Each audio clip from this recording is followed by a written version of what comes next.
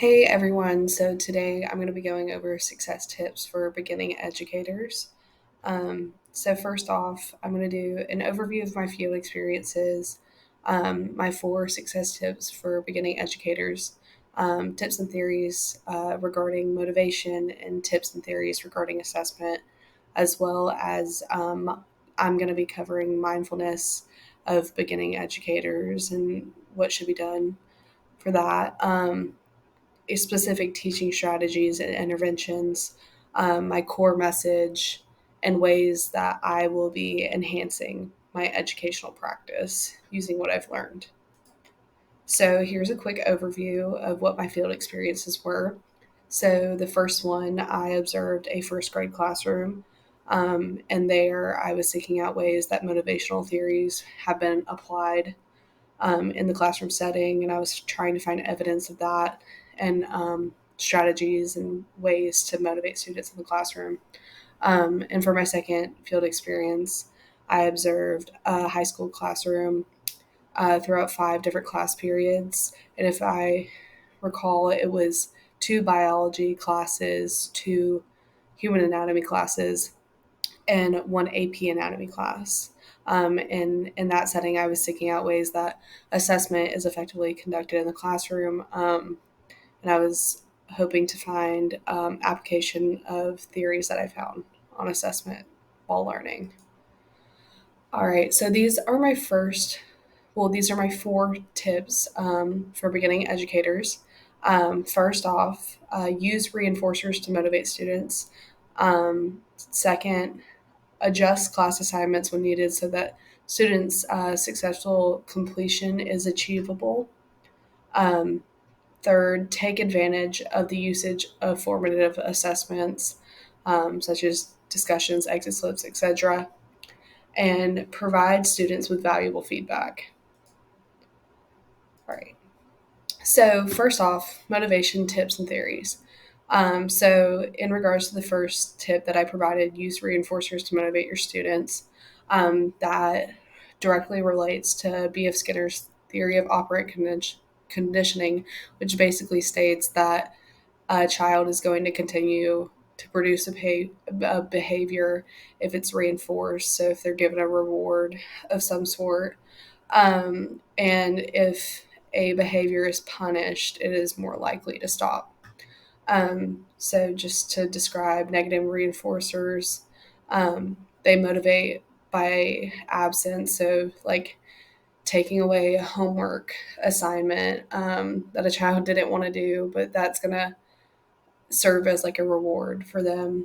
And then positive reinforcers motivates by its presence. So that's like a point system, providing points, giving a child like a piece of candy when they complete an assignment. And then punishments are obviously like timeout, um, taking something away that the student enjoys. So that decreases motivation by its presence. Um, and in the classroom that I observed, the teacher praised students often. I noticed in the first grade classroom that I observed in that the teacher, even if this child got like a question wrong, she would still be like, good try, and then redirect them, obviously, in a way that is like she was just providing the correct answer. But she made sure, even if a student didn't provide the correct answer, that they were still praised, which definitely increased their motivation to continue to want to respond to classroom questions. She also used a point system. She used this platform called Class Dojo, where she provided points to students if they did something correctly, completed an assignment, um, any of that above.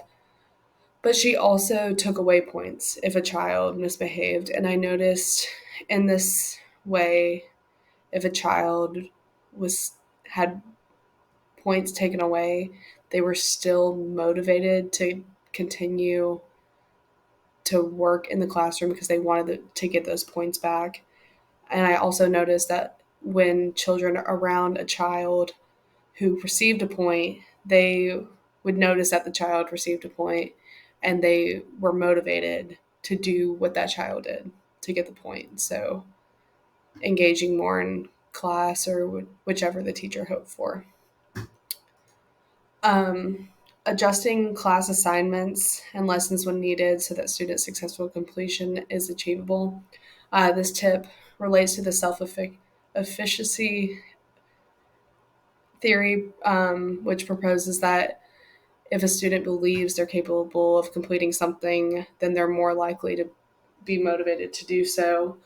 Um, so, in the classroom that I observed, the first grade classroom, again, the teacher pulled me aside and showed me like the math standard and told me that she wasn't thrilled with how, um, with that standard for her students, that it was like very, very, very complicated for the students' level. And so she decided that she would break down the standard and break down assignments for them and break down lessons, so that it was easier for her students to learn and that they felt like that these assignments and learning these lessons would be more achievable. So I believe that's another important tip to keep in mind, regarding motivation. Um, so, assessment tips and theories. The first tip that I provided for assessment was to take advantage of the usage of formative assessments. I know a lot of the times when we think about assessment, we think about standardized tests, like full on exams. But I feel like it's really important to integrate formative assessments into the classroom because this might get a better look at how students are doing and how students are learning. And it's important to take this, what you learn from student assessments in the classroom, to adjust your lessons and adjust what you need to do to make sure that students are learning in the most efficient way. Um, so this directly relates to uh, assessment for learning theory. It prioritizes enhancing student learning through assessment strategies that take place during instruction to assess if students are learning. So, in the classroom that I observed, the high school classroom, the teacher used classroom and group discussion. She split them off into groups to discuss the lesson they had learned. And once they were done, they reported back to the teacher in a full classroom discussion. And a short quiz was also used to assess student learning. All right, so our next tip regarding assessment is providing students with valuable feedback. Another large component of assessment for learning is providing students with quality feedback. So this is done in order to enhance the students' learning. They'll be able to see where they are and what they need to do to learn more efficiently or continue to learn efficiently. So in the classroom that I observed, the teacher immediately would provide feedback to the students during their classroom discussion. And she told me about their quiz that they had taken, that she would look over the students' quizzes that night after she had gone home, and she would bring them back the next day, and they were going to go over them as a class so the students saw where they were in their learning. All right. So um, we know that beginning educators must be mindful, and in order to be mindful, um, beginning educators must adapt to and understand students' learning styles and cognitive abilities.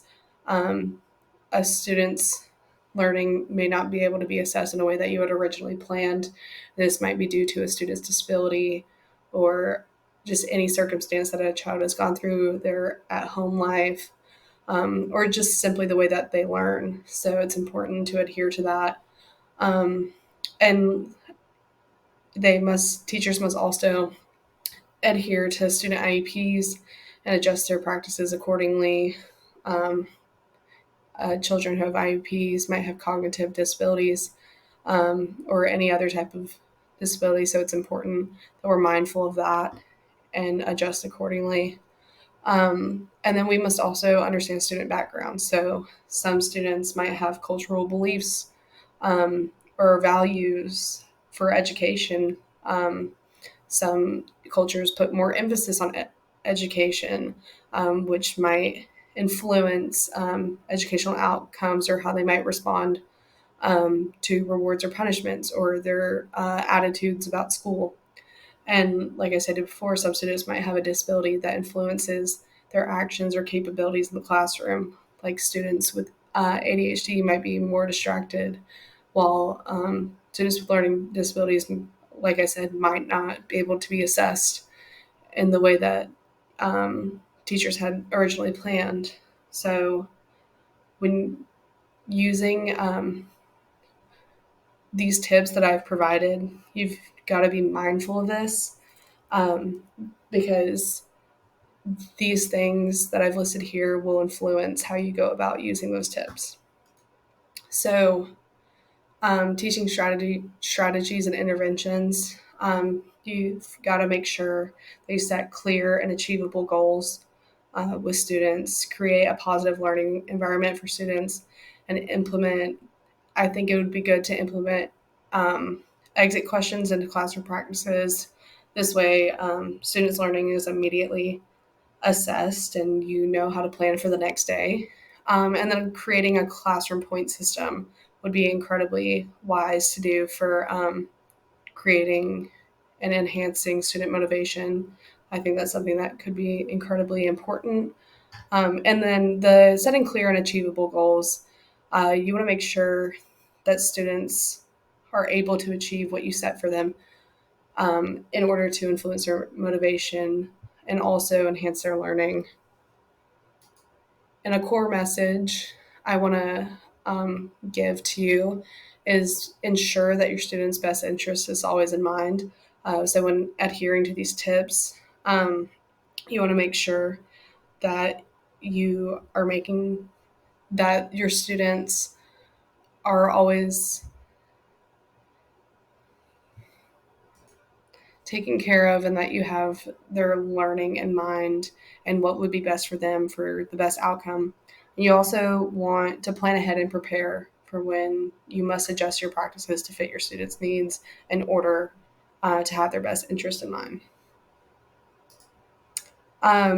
So, from what I've learned from my field experiences and the educational theories that correlate with them, I found that reinforcers are very influential to student motivation. So, in order to enhance learning in my future practice, I'll integrate reward systems um, as well as assessments. I learned that assessments are not only used to score students' performance, so just basically formative assessments exist. Not only standardized assessments that provide scores to students, um, and I feel, in my opinion, that formative assessments may be more beneficial, especially in the field of speech language pathology. So, providing feedback to my clients or students would be incredibly beneficial to their therapy and learning. Um, my educational stance, I think it would be most beneficial to utilize the tips provided in this video. And while utilizing those tips, you must understand that educational practices, including motivation and assessment strategies, must accommodate all learners. Um, I think it's very important that while adhering to these tips, that students, all types of learners, must be in mind and accommodated. And here are my references.